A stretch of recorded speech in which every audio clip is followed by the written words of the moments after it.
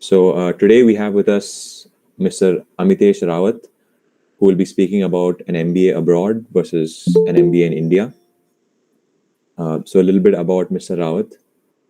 After completing his undergraduate degree in economics from Delhi University, Mr. Rawat completed his postgraduate diploma under the Young India Fellowship Program. He then did his master's in management from IE Business School, along with an exchange term at IIM Calcutta. Mr. Rawat worked at companies such as McKinsey and Everest Group before he started his MBA from INSEAD this January.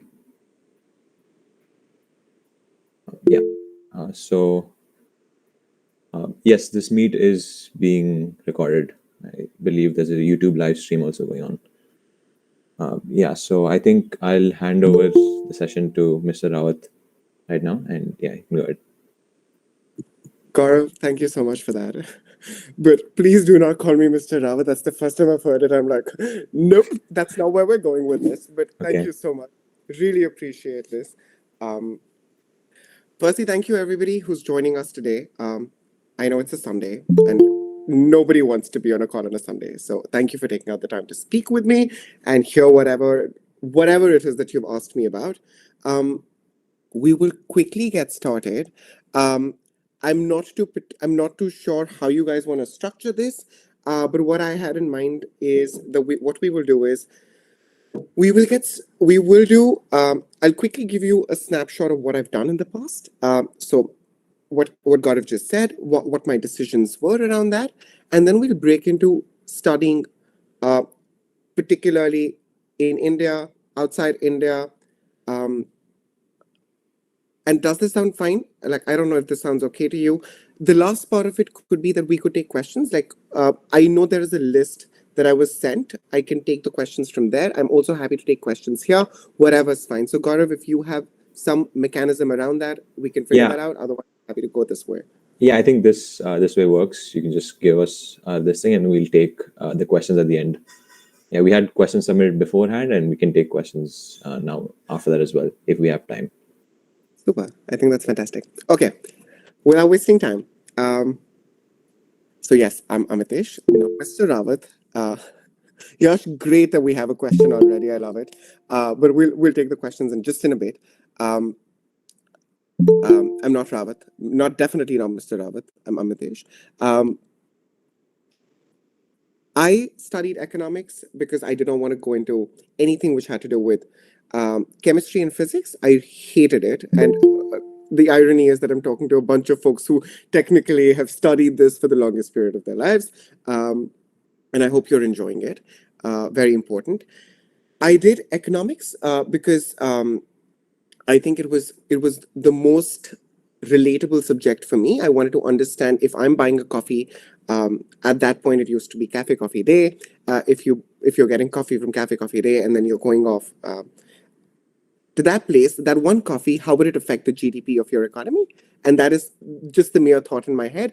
And how would, say, a GDP differ from a GDP per capita? So GDP just as a concept, GDP per capita, just smaller things, finer things that I wanted answers to. So economics became the subject for me. I thought BCom was another backup option. I studied commerce with mathematics in my 11th and 12th grade. Right after studying economics, I went on to work with McKinsey for a year. It was a great stint. Really enjoyed myself there, learned a lot of things. I was 19 and a half at the time. So I was like a little child walking into a corporate office, trying to understand what is happening. I'd done one internship before with HDFC in the financial sector, understood a few investment products. After having done McKinsey, where I worked on 2 consulting projects, I decided to switch and come back to education because I somewhere felt like I still had to upskill myself. And that was because I felt that I wasn't ready yet for work. It was a very conscious decision. My parents were like, are you sure you want to do this? Like, this is the job people want to like get into and not leave ever. I was like, yeah, I'm okay with it. I went to the Young India Fellowship, as Gaurav mentioned. Young India Fellowship was a decision which I had already taken before I joined McKinsey. So I knew of the YIF beforehand. I I had really thought that this was going to be the one place where I'm going to open up, not just professionally but personally as well. Just trying to understand who is it that Amitesh is. Um, what does he really want from life? Very philosophical questions. A lot of them got answered, a lot of them didn't. Very grateful for that year. One of the most interesting years of my life. Then switched and quickly went into study my master's at IE in Spain, followed by an exchange program at in IIM Calcutta. So that was for around a year and a half that I ended up doing that. Management, because it was going to give me the basic foundation of landing up in the world of managing people. I had never done that. I was going to be 22 and a half, 23. I wanted to come back to consulting, and that's exactly what I did. So I worked with Everest Group for close to a year and a half too. There I worked in the human resources outsourcing space. So basically, you look at firms who are providing services in the human resources outsourcing space, and you put them on a specific grade. You help understand the capabilities of those organizations, and then do syndicated reports as well. So you do both syndicated reports and you do consulting projects. So it's like a Gartner meets a McKinsey. Happy to answer questions on that as well, but this is not the session for that. And then completely switched fields. So I went from developing strategies and understanding organizations from a 10,000 feet lens to a more intricate idea of looking at how do you execute these strategies. So I went into the education sector, but for a nonprofit. So I worked for 2 years within the nonprofit world, worked on career counseling, and primarily fundraising for this organization called IC3, International Career and College Counseling Movement. They had a nonprofit arm where they're training teachers to become certified counselors, and this is primarily where a lot of like pieces. So you see that I've done corporate, I have done a little bit of nonprofit, and then after 2 years in Bombay, I quickly switched to an edtech organization, and within the edtech firm, I was developing programs within finance and marketing for them. So again, using the same skill sets of strategy and execution in an edtech world. After which, interestingly, I joined ISB for my MBA. And I was 29 at the point when I started my MBA there last year. Now, what made me come back to business school is one question, and we can discuss this. But I knew that I wanted to upskill myself further, and why after an MIM did I go in for an MBA is another question. An MIM is a great degree. If you're looking for exposure, if you're looking for just getting the basics right, it's a fantastic place to be. I come from an armed forces background, so my parents don't have all sorts of financial resources, but I saved up a little. I got a scholarship. I took a loan for my first master's. I've taken a loan for my second master's.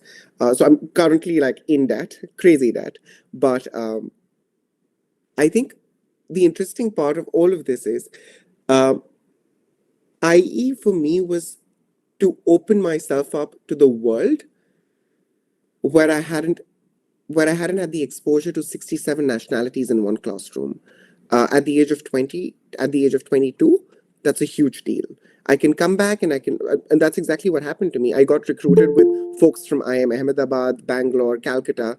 And just to give you a little bit of a caveat here, a PGP program at any of the IIMs, which you get enrolled in after giving the CAT, is the same as a master's in management. So it's globally not recognized as an MBA. In India, we call an MBA from an IIM. Fair. That's 2 years. That's the terminology we end up using in India. It's not usually the terminology you use globally.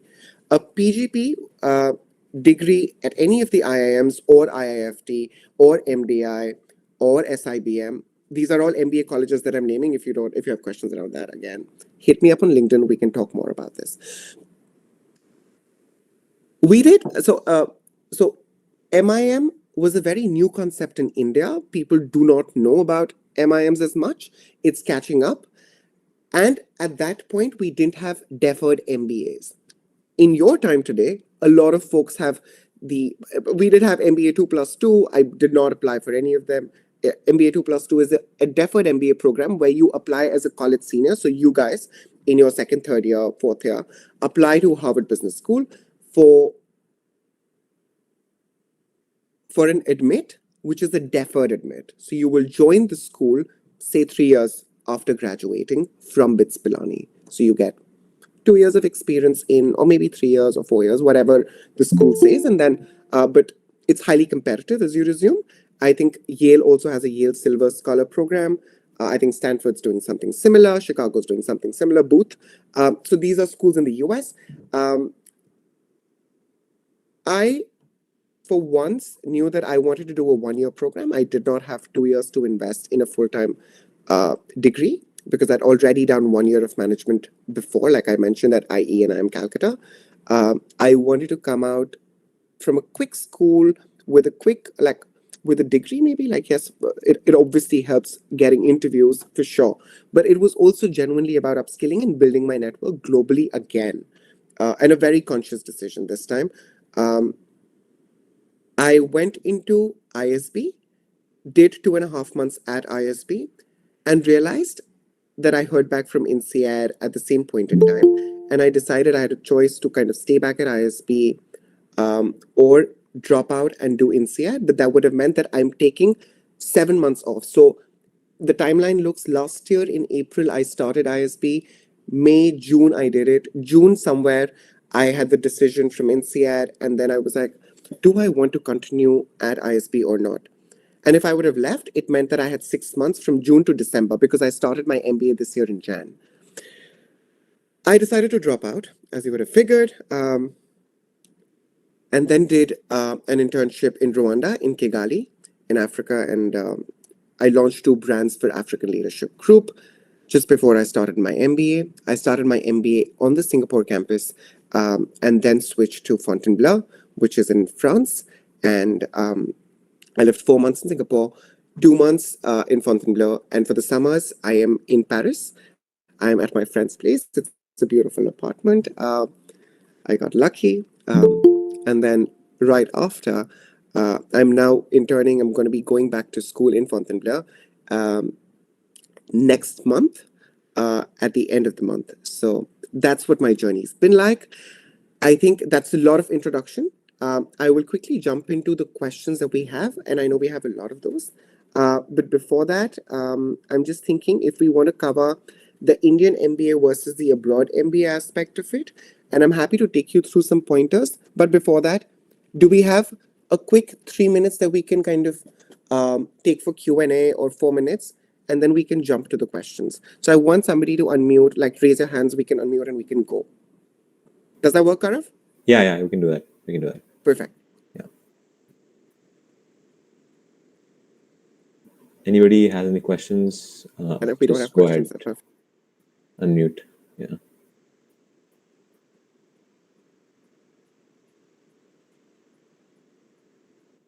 Okay, I'm guessing we don't have questions, which is probably not a great sign because I'm probably blabbering way too much. Okay, now, what do colleges like INSEAD look at? Great. Happy to talk about that, Kanishk. Thanks for that question. INSEAD is a school which is, as you'd expect, they thrive on the idea of diversity. So you don't need to be a run-of-the-mill individual. You could have done a lot of things. For me, I would like to believe that I was different in terms of my experience. A lot of folks usually do straight corporate 5 years, get into the space. I did a liberal arts degree in the middle. I did non-profit. So I was not your run-of-the-mill individual. I'm not a techie. So a lot of things. But they look at you in your individual capacity. And in terms of how the admission happens, the process is that you need to take your GMAT or the GRE. You need to apply for whichever cycle. There are 2 intakes. One is one which happens in January of every year, which has a 2-month internship, like the course that I'm doing. It's a 12-month program overall, including the 2 months in the middle. So you graduate at the end of December. The other intake is without the internship, so it becomes a 10-month program straight. You enroll in August, you get out in July of the next year. These are the 2 batches. A lot of Indians in the program, as you resume, were everywhere. So they look at your GMAT, they look at your essays, which is quite a lot of essays there. So you need to work on your essays, structure them. I took the help of somebody, and I can share the number if you want. Happy to kind of talk about that as well.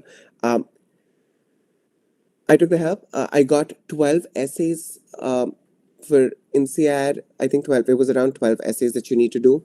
Then you get an admissions interview. So you do the interview with you do an interview, which is like a virtual interview. So it's a quick one where they have the questions thrown up. You have a minute to understand and figure out what you're going to answer, and you have a minute to record or something. There are 4 questions. You do that. That's your first round. The second round is they come back to you if you've been shortlisted. They do 2 alumni interviews. So you would be speaking with somebody who's gone to INSEAD 10 years back, 15 years back, 5 years back, 3 years back. They will interview you, and they have a little brief that's given to them around, hey, like, it's more like the airplane test, right? I don't know, the airport test, if you've heard of it. It's like, would I want to have a conversation with somebody like this if I met them at an airport? Would I strike that conversation? And that's exactly what it is. So it's relatively informal. It might go in the formal way if the interviewer decides to go there. There are 2 interviews, an hour long each. They were happening at my time because we were just getting out of COVID. It was happening virtually as well as in person. I had them virtually because I was packing up my bags to go to ISB at the point. But that happened, and then and after that you get the admit, and depending on whether you want, like, whether you've applied for scholarships or not from INSEAD, you get one or you don't get one. So I think I want to say around 30% of the intake gets a scholarship. It ranges anywhere between 15% of your tuition fee to around 25% of your tuition fee. That's the average, I'm assuming. That's on the admissions. What does INSEAD look at? They look at all of this. How does a 1-year program? How is a 1-year program different from a 2-year one? Does the 2-year program hold more value in the corporate world? Good question.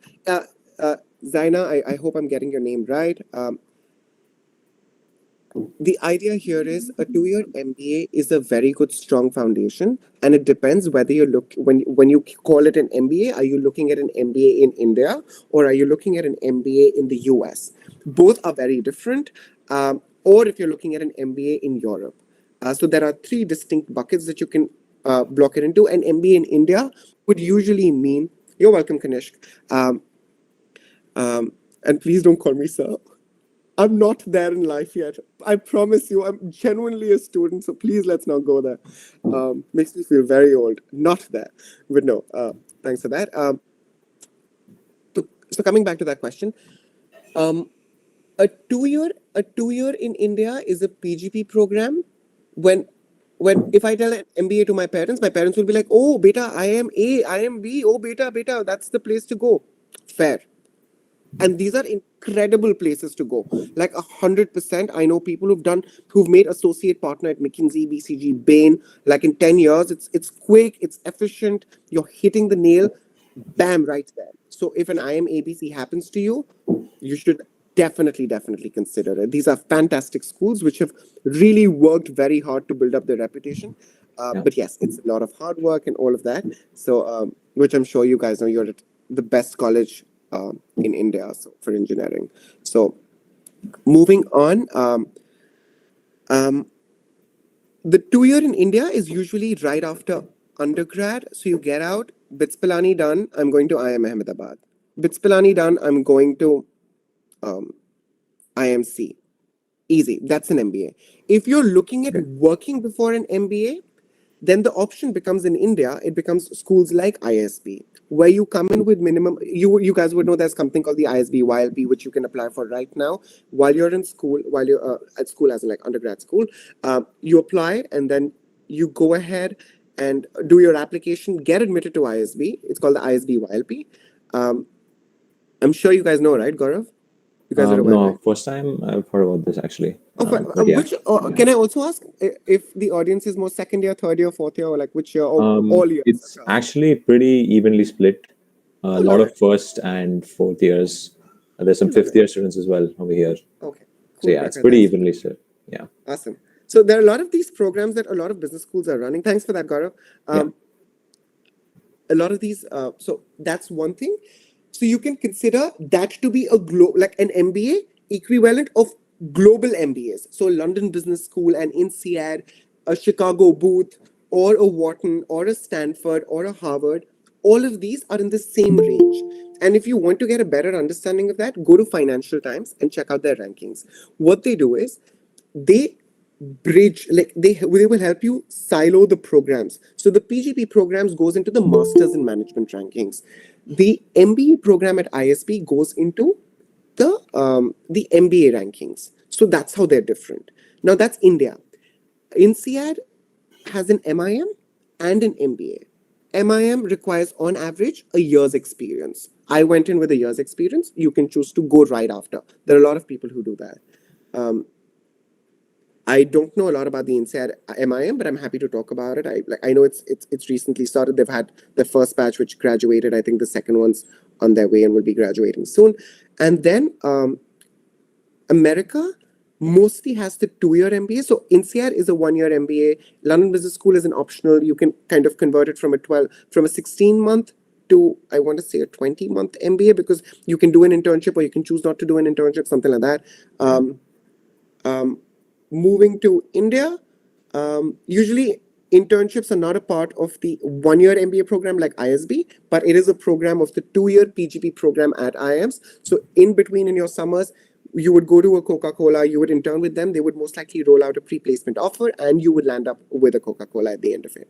So you will not be recruiting, but some folks who don't like the firm that they worked with or want to convert some other opportunity end up working elsewhere. That's good. But going back to America, like a lot of people, like the States is a very good option. If you're looking at a 2-year MBA, you would need to have 5 to 6 years of experience. Yes, Pushkar, I will just come to your question. You will need 5 to 6 years of experience for a European MBA. For an American MBA, I want to say 4 years is the sweet spot. So if you're looking at doing an MBA 4 years later after graduating, I would recommend finish off your GMAT, GRE while in your final year. And I think the final year is the right time to finish it off, so that you can then be ready for an MBA 3 years, 3.5 years after getting out of school, if you're looking at an MBA. And then apply after 3.5 years, because the GMAT GRE is valid for 5 years, which is why I'm saying that the window is very close. And again, let me tell you this.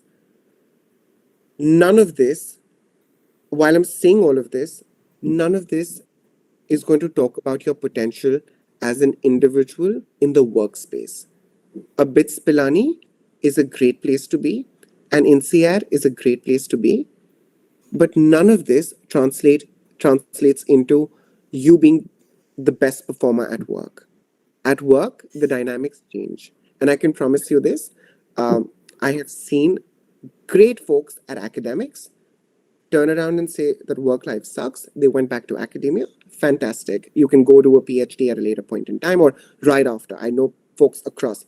YF was actually the opening spot for me, because I have now folks working across in different industries in the development sector, blah, blah, blah. But okay, coming back, sorry, I tend to get, you would have figured out, I tend to like talk about 18 things at one there's point. no problem.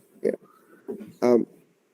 But thinking about the MBA in America, Kellogg, Ross, which is University of Michigan, all of these schools are fantastic schools. So if you're hitting the age of 26, 27 is when you want to go, because I'm assuming a lot of you will be 21 and a half, 22 by the time you graduate, and you will get 4 years of experience. So at the age of 26 is when you'd be starting, 26, 27, you'd be starting your MBA. And then it's a 2-year program. So you'd be going into 28 or 29 by the time you graduate. So you will, and then you will start your work wherever you are. Most likely, if you're in the US, you will be working in the US. Depending on how the situation looks, so don't quote me on this, the economic meltdown has been quite bad. You can talk to somebody who's really struggled to find opportunities, but touch wood, I got lucky and I've landed a role somewhere for my summer internship. We can talk about that later as well. Sorry, a lot of things to talk about later. But yes, That's the MBA in the US. You can also have some schools have an option of doing an MIM. Um, we'll come back to your question, Sriram. Great question. I really like that question. Uh, it's helping me in my assignments for sure. I don't know about anything else, but anyway, we'll. Um, yeah. Sorry, I keep getting distracted. The MIM is also an option in the US, but MIM as a degree was a more European concept. So a London Business School, an IE, an HEC, and I don't know if ESA has it in Spain, but a lot of these schools have the MIM, and it's now I think I will take the next question. I'm sorry, I think I might be jumping a little, but can you share some insights on doing MBA, MIM anywhere? Oh, no worries, Anna. I'm glad. I hope it helps. That was a lot of blabber, but anyway. Can you share some insights on doing MBA, MIM anywhere, any kind in foreign, but then working full time in India, not planning to settle in foreign permanently? Yes, yes. So listen, an MBA or an MIM abroad, and because both my degrees happen to be one in Spain, one in France and Singapore, um, I think it really gives you exposure. It allows you to kind of build a little bit of a knack for being able to kind of deal with individuals from across the world. So today, like my classmates come from all sorts of universities, all sorts of workspaces. They've worked in startups, they've worked, name a firm, and 90%, 95%, I would have somebody at that firm. So it's a network that you build. And it's not just network, right? You've also come to really build relationships. So just like you guys, when you stay in dorms, you build that relationship. Happened to me for the first time at YF. I was like, whoa, I really missed out in my undergrad. I used to go home after like doing economics at Venkateshwara in DU. Anyway, really sad. But it really does help. Even if you come back to India, your exposure will speak for itself. You will not be the same person that you left the country as. And I'm not talking about the flimsy things. Your perspective, it really changes. So think about it. If you go to Australia and spend 3 weeks there, you would have learned something. Traveling really is, and for me, it works. For me, it works. I know it needs a lot of economic resources, which not everybody is like blessed with, but I would say I would invest in a lot of this to upskill myself. Like for me, traveling is important, but I wanted to really kind of push myself in getting the exposure. And I'm constantly saying exposure because while growing up as well, I was constantly moving every 2 years as an armed forces kid. It meant that my father would keep getting posted from one place to another. I would see a different place, a different culture. It really made me the person I am today. That was the stepping, like that was the foundation. And and that's when, like, even when I went to Spain, I was super comfortable. I was like, I've lived this life. I never met with 67 nationalities, but I'd lived in so many different cultures that I was like, that's going to be okay. I'm going to be fine with this. If you're not settling abroad, maybe you want to think of, in terms of the financial aspect, think of an Indian MBA. But for exposure, it's fantastic. For opportunities, London Business School, HEC are some of the best ones. St. Gallen's in Switzerland is a fantastic school for an MIM, so you could look that off. I've heard that. Okay, I don't want to jump to the questions. Angad, I'm sure your question's great, but we'll come back to you. So you can do an MBA and an MIM abroad and come back to India. There is a huge network of people who have done this. There are INSEADers who studied 30 years back at INSEAD and are settled now in India.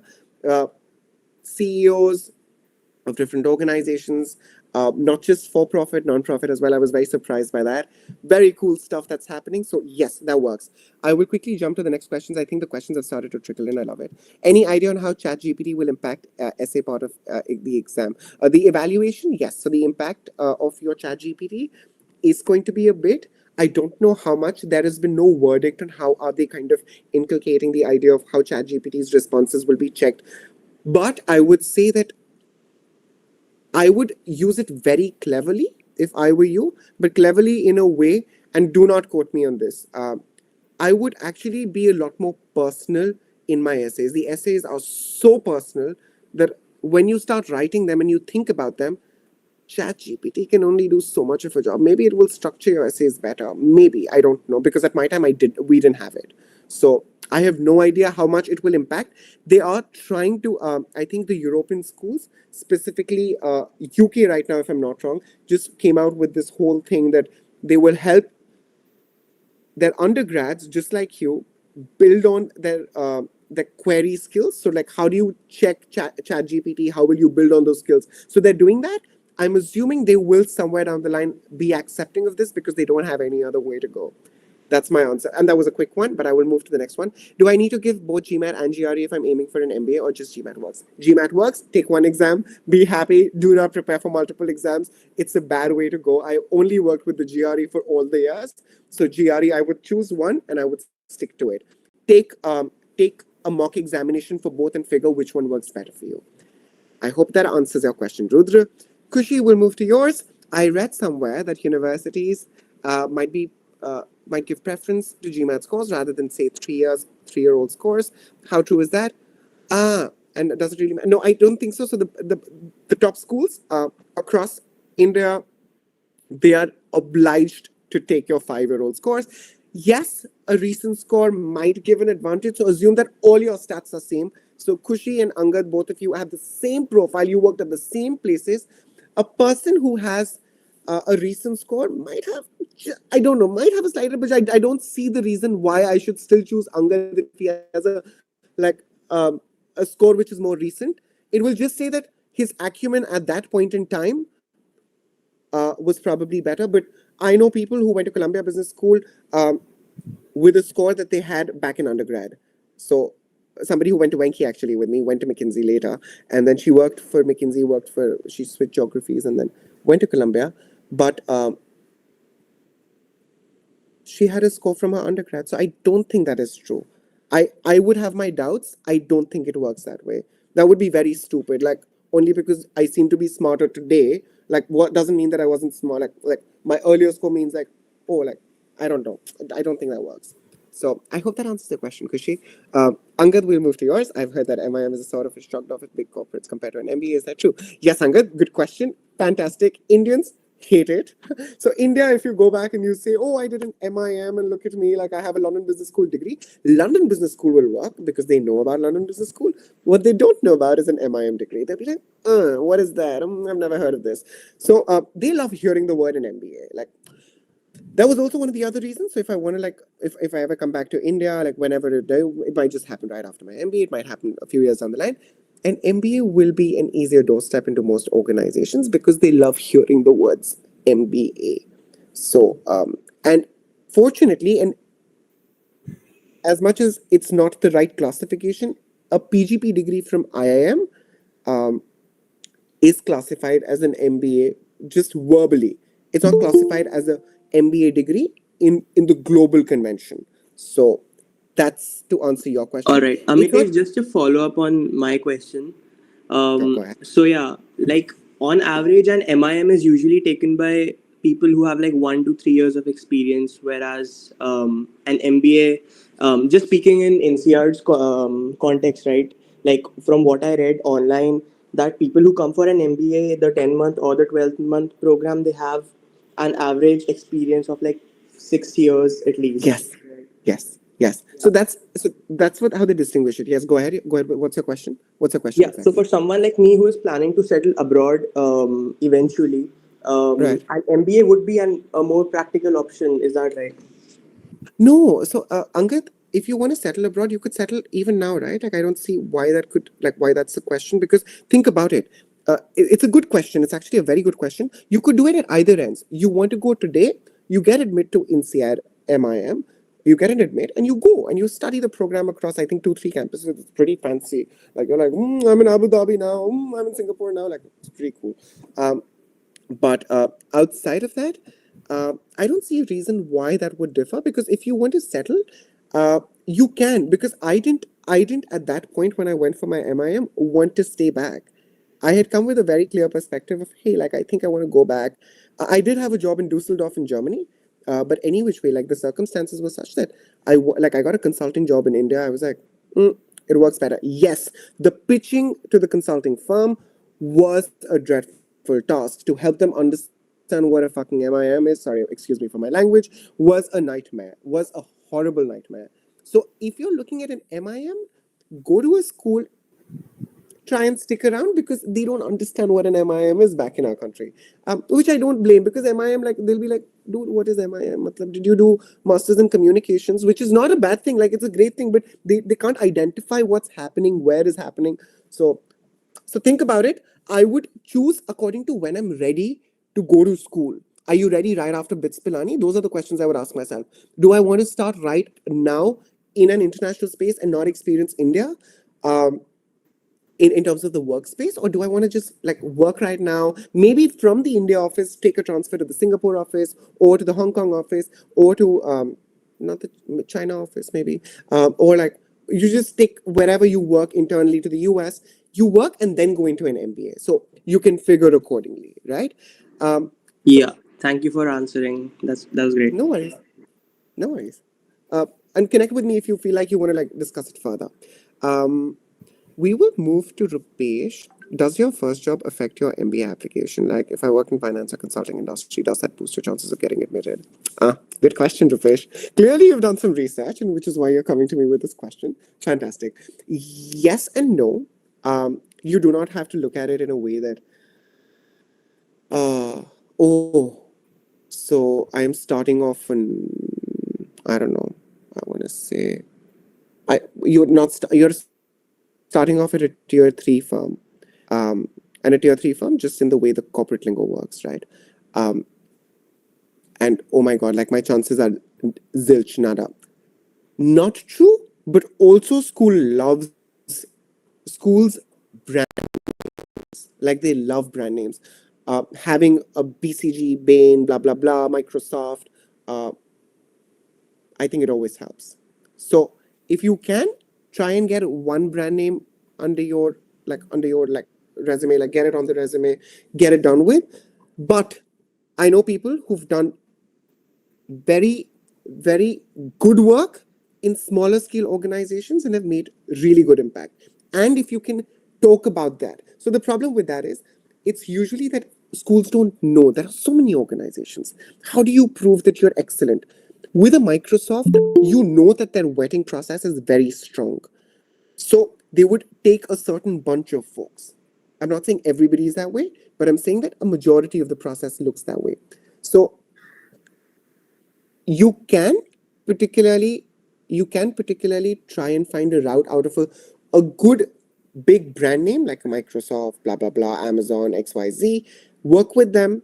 It will signal that you're doing something right. If you're going to more like startups, great. Schools love startup now.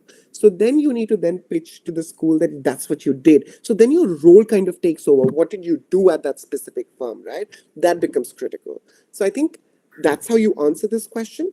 I would not at any point think about, oh, like, you should know where you want to work. It would be nice. I did not know. I was very lost. I have jumped around. I've done consulting. I've done education. I was launching brands within the education space. It's fine not to know. And I think YF gave me that comfort of figuring out that it's okay to take time. And I'm fine. Like, I know folks today who are 27, 26, who are doing an MBA at some of the best schools in the world. And it's fantastic. I will take my own sweet time. I'm not competing with anybody. Absolutely nobody. We're all on our different journeys. And I promise you, if you can build that community of helping each other, I think you will benefit from it a lot. It's going to be real people helping out with real intents. Like, these are your people, like, build those relationships. Yeah. So that took a completely different turn. Yes, I know, Gaurav, you're going to say something. Tell me. Yeah, no, I was saying, I was agreeing with you. There is another question here from Amritash. Yes. How difficult is it to land an MBA abroad without much experience? Like, suppose a year or two. Are there any specific colleges that don't take work experience into account that much? It is very difficult if you're looking at the top schools abroad. What you can do is, if you want to like skip not as much experience and be a little early into the program, the deferred MBA route is a good one to go.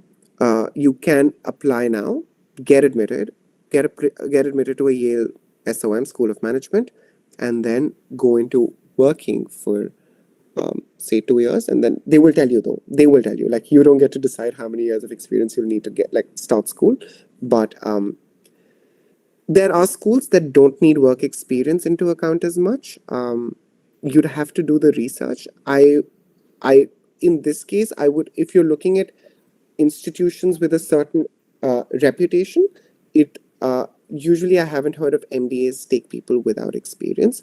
You would most likely be benefiting if you went for an MIM more than an MBA. So that's just my take, Amritash.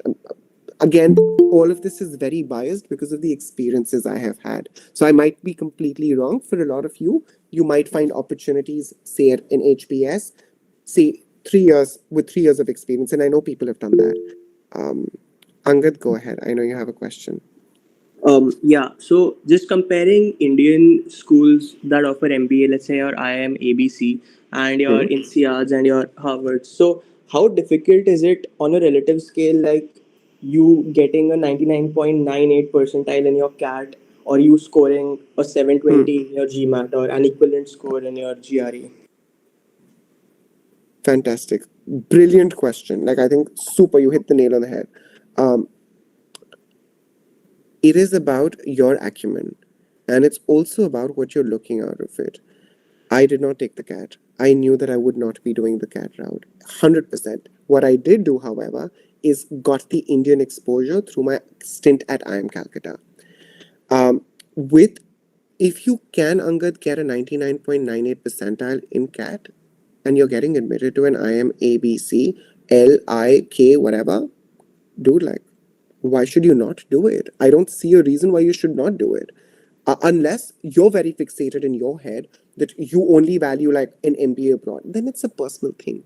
But like in India, these are crazy brands. Like my father was like, "Oh, you're going to some school somewhere. Oh, God bless you. Figure it out for yourself," and that's fine. Like I knew what I wanted, but for my father, like who's a retired group captain now from the Air Force, he's worked in the armed forces for 30, 35 odd years. He really, like a man of that stature is respecting a school like that. It has to mean something. So they hold very strong reputation in India. And they have a very big plan. If you're from any of these IM, ABCs, Ls, KI, dude, it works crazy to your advantage. You will get an invite to most of the interviews that you apply to after like a few years in your career. Again, don't look at it in a microscopic way. You're not going into a job just once. You will change jobs. You will do multiple things unless you get very lucky and you find the culture and you stick to that one firm that you do. And I hope you all find that happy space for yourselves. So I hope, Angad, that answers your question. But with GMAT and GRE particularly, you have to figure out. I'm happy to also stay back for 5-10 minutes. I do have an engagement half an hour later, so I will have to rush. But we can do another session. I'm happy to come back with folks who want to talk more, maybe one of the other weekends. But GMAT checks your verbal and your quant with integrated reasoning. I think for me, GRE was the best because my verbal and my quant was being assessed right, according to me, with that exam. So I was like, dude, I'm taking the GRE. I cannot do any other exam. I did prep for it the first time that I did. Second time, not as much. I took it twice, yes. I think it's very individualistic, Angad. I want to help you answer that question by saying, Angad, you do the CAT, you get into an IMA, and life is sorted. Your life will be sorted if you get into it, like, I'm assuming. Like, my thought process is like the efforts which you put in getting a 99.98 in a CAT can also, the same efforts can also get you a 740 or a 720, right? I mean, I know you can't really compare them. For sure. But think about this, Angad. The question is, it's not just the GMAT or the GRE, right? The question is that there will be folks who will apply with you from IIT Kharagpur, from Kanpur, from Bombay, and from Delhi. You have to be ready for that competition, and all techies, by the way. They would have all scored a rank. They would have all been stellar profiles. They would have all done non-profit. They would have all done something. So how do you then, you should have a certain amount of confidence. And even if you get rejected, is saal nahi hua, next year maybe. It's fine. And I think one thing that I learned across the years is that build resilience. Continue doing it. This year didn't happen. Let's move on to the next. And it hurts. I promise you, I have cried multiple nights. I have been weeping for multiple nights, multiple months. And it's not been like, oh, it's all like all goody goody, like all unicorns and rainbows. It doesn't work that way. It is hard work. You will put in the effort, but I promise you, I think you're doing this for yourself, Angad. If you're doing this for yourself, you will continue working. So, and I'm talking from a very collaborative lens, because that's what even INSEAD stands for. You want to work with people. You want to help push, say, Angad, you want to help push Raghav here, Raghav Modi, who's on the call here, to kind of do better. You want to help him. He's not, you and him, 15 years down the line, will be looking out for opportunities, and you will be exchanging resumes. Hey, Angad, could you please pass my resume to this one here at your firm? I'd be very excited. Like, I think this is a great place for me. And you'll be like, sure, yeah, let's do this. If you work on those relationships, that's the network you want to build today. I don't think we, at least at Venki, we didn't speak a lot about it. I hope somebody would have told me that invest a lot in relationships in your undergrad. I would have done that a lot more. Today's the time. Please party. Please go out. I'm not saying that party only, but I'm saying go have fun. These days will not come back. And I promise you they will not come back. You should have that element of fun. Careers are important, but do not miss out on life while it's happening to you. You're at the one of the best schools in the country. You guys have already done incredibly well. So don't just take don't take life so seriously. It's not. Please live it out. And my parents have to tell me this constantly. So I'm trying to help you out by like telling you that there's more to life than just careers. I'm also a dancer, by the way. So I dance professionally as well. So please keep your hobbies going. So pitch it like I do jazz and jazz funk. Kill it, right? I'm sorry. I will now quickly jump to the other question, Angad. Great question. We have a lot of questions. I will stay back. Don't worry. Yeah, can we take a few submitted questions first, and then we get back? Yes. Gaurav, go for it. Tell me which question. Yeah, so there was a question about what are financing options available for MBA abroad? Like, how are we going to weigh the opportunity cost of a 2-year MBA versus a 1-year MBA? Good question. How about scholarships as well? Okay. What are the opportunities for scholarships? MBAs, scholarships, very rare, but some of the schools have big endowment funds. HBS, Stanford, Wharton have big endowment funds that they give off to students. You come here, we will pay like 50% of your tuition fee. You come here, we will pay 30% of your tuition fee. They do that, but for exceptional candidates. You prove your merit, you prove your experience, you prove all of that, it will work for your advantage. So, MBA, usually you would not hear of a scholarship when you think of it. Yes, at an HBS, I know people who go to HBS earn a lot of endowment funds. I think it changes across different schools. So you'd have to check individually, it would be different. Financing options, all schools give out options. There are international lenders. You will figure it out as soon as you apply. There is something called prodigy loans that you would have heard of. If you haven't, that's one option. There are multiple similar institutions which are giving out loans to people and collateral free. So you will be fine. Your parents will be fine. I took a loan from SBI. I have a mortgage that my parents helped me with, but you can figure it out even without that. But they don't sometimes fund your living expenses. A quick snapshot. Yes. Go on. Yeah. Also, somebody asked, how do I build a better profile in college itself? Like, what am I doing in terms of extracurriculars? If I not just CGPA. Okay, yeah. Oh my God, you guys have a CGPA too. Like, yeah, it's crazy, right? No. Okay, firstly, CGPAs are important undergrad. If you're applying to the American schools, I think they're very like, oh, you got a 7.2, you got a 7. So try and figure out which geography you're going to be looking at. Where do you want to live? You want to have like a crazy work life? Like, go for it. America's your place. If you want to be a little more chill, maybe earn a little lesser, Europe might be a great option. Now, do not quote me on this. No, not all countries. But if you're working in London, like, I mean, it's going to be crazy. What is the point? The point is, sorry, what was your question again? The question is, how do I build a better profile being in college? Yes. Profile, I didn't have any. I did one internship in 3 years, and I still landed a role at a relatively good firm, which was a tier 1 consulting firm. You could do that without much, but I think it's getting very competitive is what I hear. So people are doing like 8 things and they've already founded 2 startups when they're in undergrad. I'm like, dude, like I would have died had I been in this generation. It's mad. But you know what? Pick one thing and do it really well. Like excel at it. Like make that there should be nobody who could question you on that aspect. AI, artificial intelligence, you want to zoom in, become the best at it. And I'm saying like Chat GPT, pick it up, like rip it apart, be aggressive about it, and go for it. So I would say, rather than doing, and again, have a well-rounded personality, like go for events, like go have, like, do presentations. Communication is critical in today's world, wherever you are, India, abroad. It's important that you're able to kind of talk to people, host a bunch of events, raise some money, do that sort of stuff. Also, maybe while you're at it, you all come from great households, give back to the society. I know you must be thinking, like, first, like, let me figure out my stuff, like, then only I'll be able to help. No, like, there could be students who are trying to get into Bits Pilani, help them. And honestly, I think forces around you are taking a note of that. So try to help people. Really try to come from a more benevolent space, a more philanthropic space. That, hey, like, I'm losing nothing. I'm losing, like, what, 1 hour of my day. I'll sleep 1 hour lesser that Sunday. It's okay. It's chill. Like, anyway, next question. Yes, Gaurav.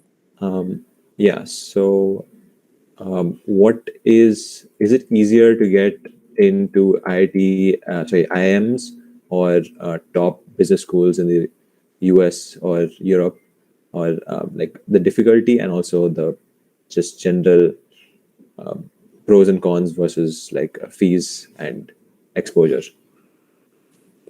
If you're trying to invest 20 to 35 lakhs for a 2-year MBA in India, and you're ready for it right after your BITS Pilani, go for an MBA in India. If you're doing an MIM abroad, it's approximately 40-45 lakhs in Europe. For and I don't know, these are the figures from a few years back, so Okay. figures could change. I'm giving approximate ranges. And if you're looking at an MBA at any of the top schools in US, it's around 1.5 crore. A crore Okay. and a half is what the usual cost is for 2-year MBAs. You might get a little, like, it might get subsidized for you. And a European MBA is relatively cheaper because it's 1 year. So you would be paying around 90 odd lakhs. So it's the differences of a 60-70 lakhs approximately, including your living expenses. So it depends on how much expense, how, like, what is the financial backing that you have, and how much are you ready to take on right away. So it Okay. depends on, that's the financial part. Did I answer that question Yeah. completely? Yeah. Okay, cool. Yeah. So some of us in this college are doing economics as well, like including me, and I haven't started my course yet, but Is it the MSc in economics that you get to do with the 5-year program, a yeah, bachelor's yeah, plus? yeah, it Cool. is. Yeah. So how similar is this to MBA in terms of curriculum and yeah. Oh, okay, so economics. So I didn't do an MSc in economics. My father always wanted me to do an MSc in economics. I was the bad child. Like, technically, my brother did really well. I was the bad child. So, but going back, economics is a subject which is more conceptual. It's more foundational. You want to think of, like, you pick up Stiglitz and you read his theories, and, like, you're like, interesting. Okay, that's how it goes. You will read, Gaurav, when you get into your, and if I'm not wrong, it's the final year of your degree, right? No, actually, it starts from the second year onwards. Yeah, the Oh, economics. wow. Yeah, And you do it in 5 years, right? Instead yeah, of 4. yeah. Yeah. So I had a friend who did YF with me who was a part of the same program. So she was a BITS Pilani student. She's now doing her PhD, by the way, after working for 4.5 years, which Lamberja. But anyway, she's from, yeah. So she's doing a PhD in organizational behavior. See, people do so many things.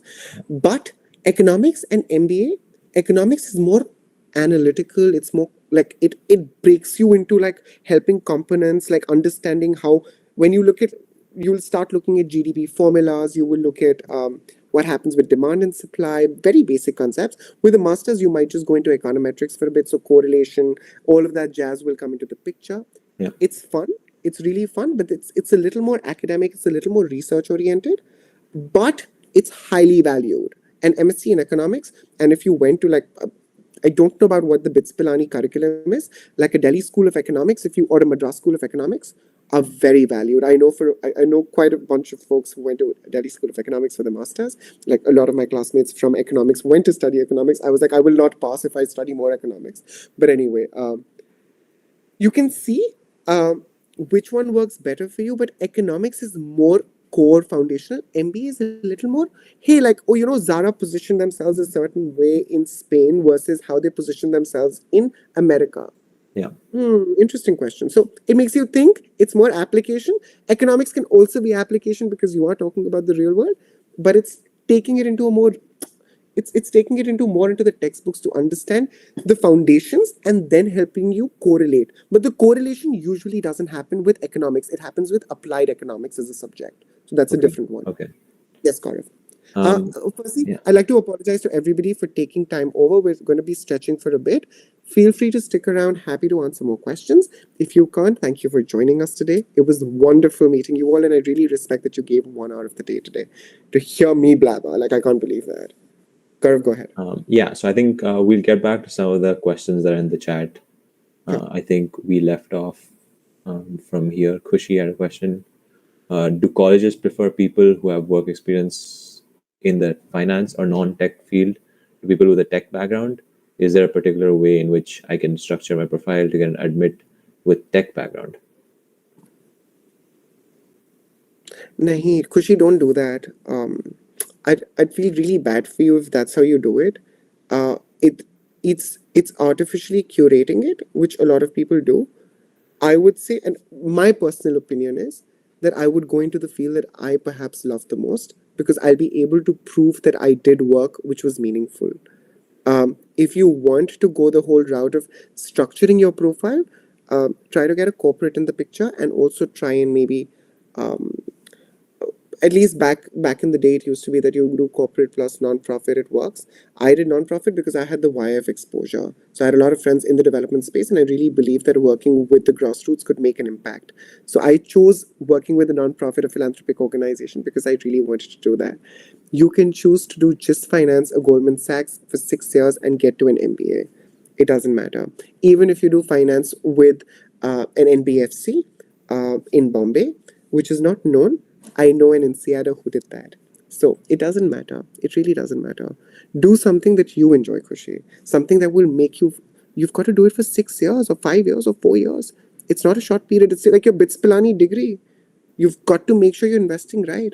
And the further you grow, you will realize that you don't have the bandwidth to deal with bullshit. So you would want to like keep it targeted, keep it focused. What is it that you enjoy? Do you enjoy finance? Go for finance. If you enjoy non-tech, do that.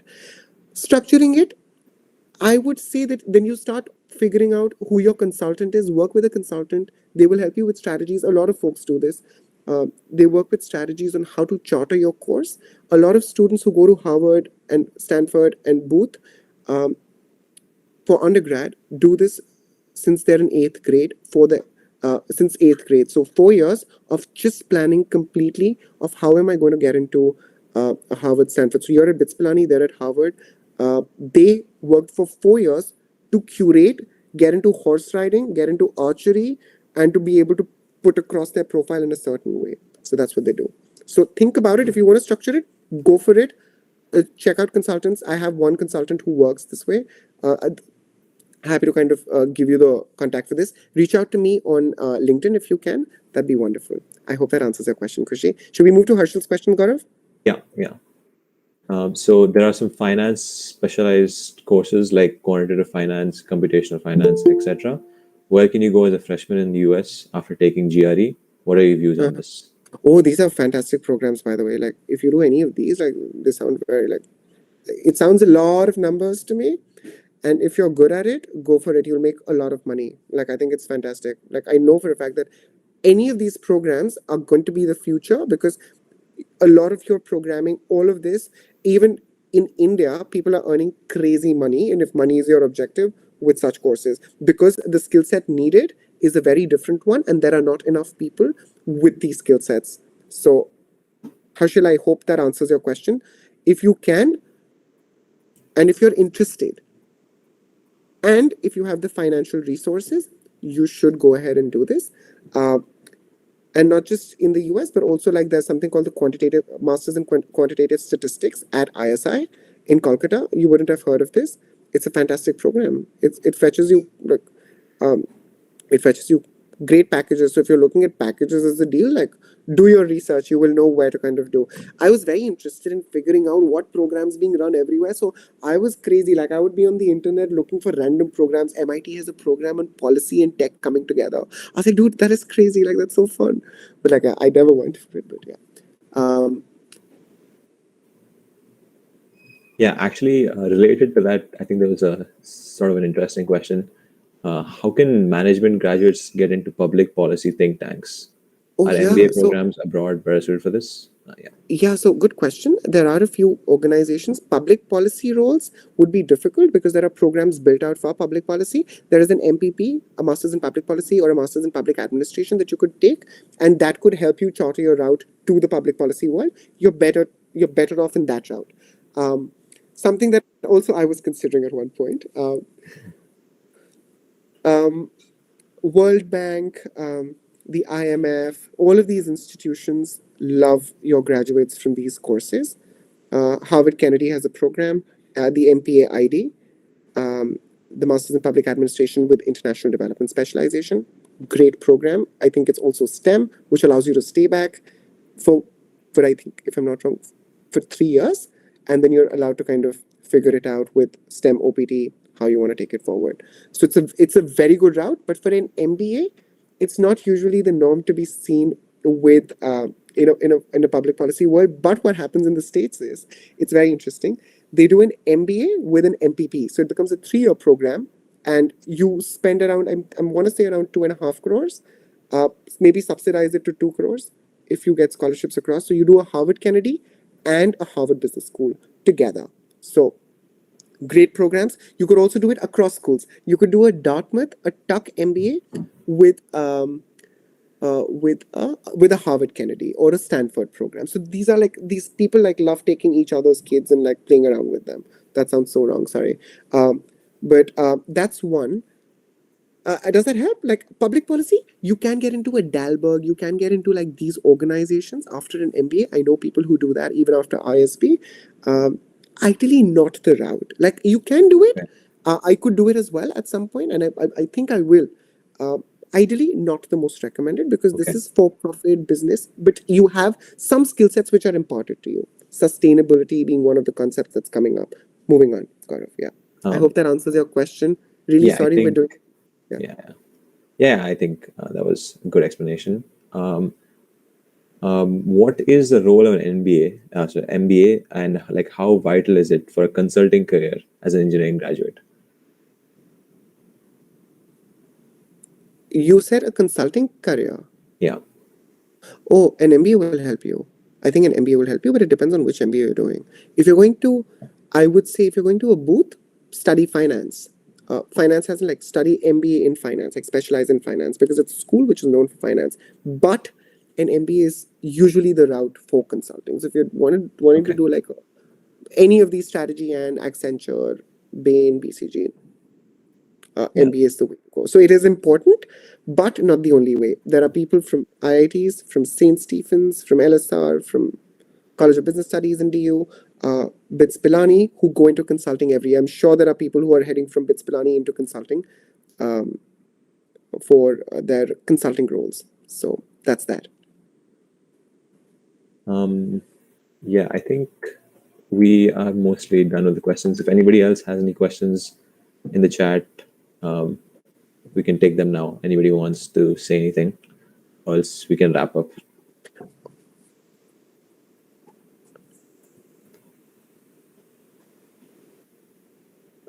I just want to quickly wrap up the two things.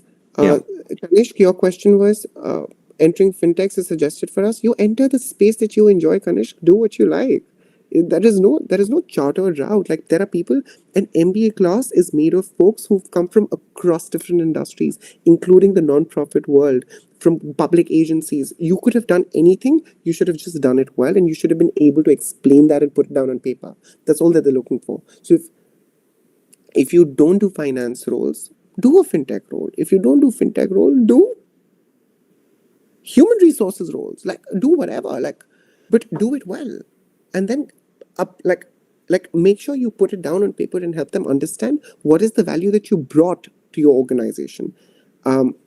Prakhar, can we talk about a little about GMAT prep, essay building, resume building, coaching, self-prep? I did GRE myself. I didn't take help. There are institutions that do GMAT and GRE prep. Essays prep, I took help. Happy to pass on Prakhar if you want to reach out to you. Any of you can reach out to me. I'm happy to do that. Resume building by myself. Happy to kind of I worked.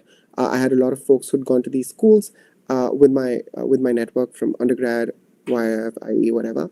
And then so coaching self prep, I would say a mix, but you have to rely on folks who have been to these places. You have to get their feedback. It always helps to understand more about what is the place that you're applying to. So it always helps getting a little bit more information, and that's exactly what the school's looking for. They want to know more specifically. You can't just say, hey, Harvard Business School is the best in the world, please admit me. It's not a joke, right? So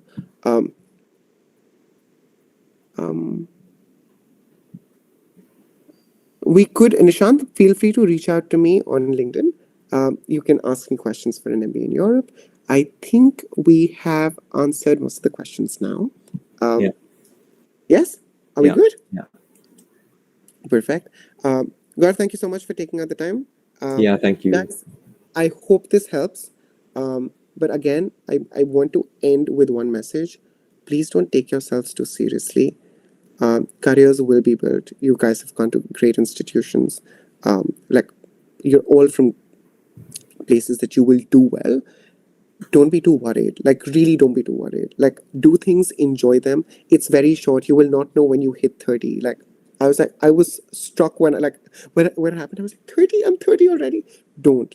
Enjoy. Have a little fun. I know you guys are super paranoid about, oh my God, my extracurriculars. Do it well. But also have the fun element flowing for you. Don't be super siloed into, oh, I will just build my career. I will let all my relationships, whether personal or professional, all of them. Don't celebrate, be with family, make the most of what you have. Yeah? Awesome. I'm glad, Rupesh. I'm glad, Sanjay. Thank you, Vedant. Thanks, Sriram. Thanks, Abhinav. It was super nice. Yeah, I think we're going to close the session now. Thank you so much, Amitesh. I think we learned so much. I mean, we loved the session. I think I speak for everybody. I said we loved the session. We loved you. And yeah, thank you for all the information that you've given us. Not at all. Feel free to hit me up on LinkedIn. Feel free to hit me up on LinkedIn and we can take the conversation forward. We can also do another session if that's what's needed. But big hug to all of you. Have a great Sunday. And thanks again. Bye, Gaurav. Thanks so much. Bye. Thank you.